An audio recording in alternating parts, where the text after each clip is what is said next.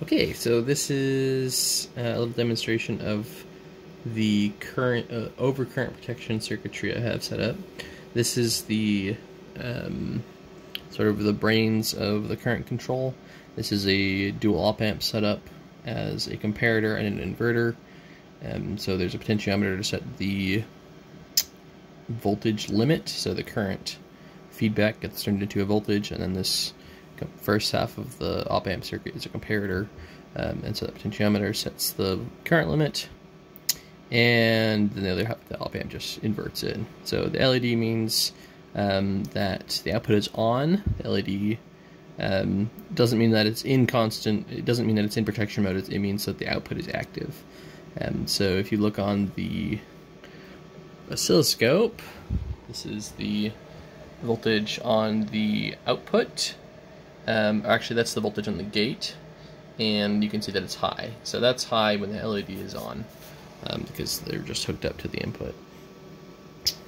So when I add a load here, if you look at the power supply, the big power supply, you can see that the needles change. If I can, here we go, almost half an amp. And if you look at the oscilloscope, this is the current readout. There's an offset voltage I have on it at 3 volts. It's not at 0 volts because op-amps don't operate at 0 volts very well. But when I add a load, you can see that it increases the voltage by about 300 millivolts. And so if I increase the load that I'm adding, so if I go up here and I increase the voltage, so now if you look at the oscilloscope, it's at 35 volts mean, and that means that there'll try to be a lot more current through my load resistor. And when I apply this to the output now, we should go into current protection mode. So go ahead and watch the LED.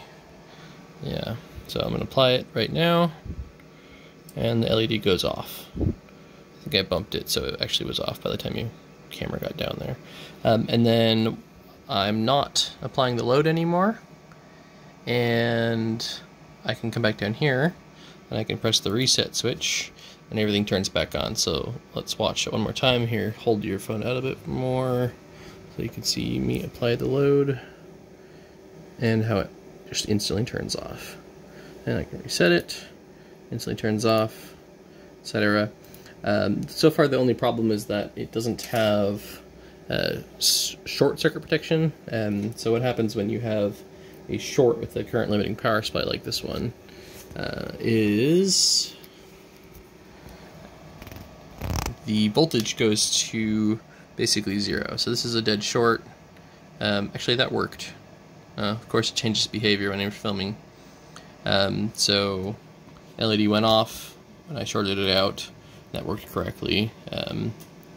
That's what I was expecting. So I'm shorting it out, and the LED is not protecting it. And the reason it's not protecting it is because the power supply's voltage is dropping to essentially 0, and the current feedback circuit has some voltage dependence as well as current. So when the output voltage drops really far, it also happens that the current feedback circuit voltage changes, sadly. And you can see that a little bit on the scope. If you look at the channel 2 mean, while I adjust the output voltage, you can see the output voltage changing on the top there. And you can see how channel 2 mean is changing as well. It's not desirable that channel 2 should be changing as well. We want the channel 2 to only be changing with current, and currently, no pun intended, there is no load attached, so that shouldn't be moving. So not a perfect system, but this is resilient to like 200 volts. So that's the trade-off, is you have high voltage current side, or high side current measuring without a current transformer. So far that's what I've got.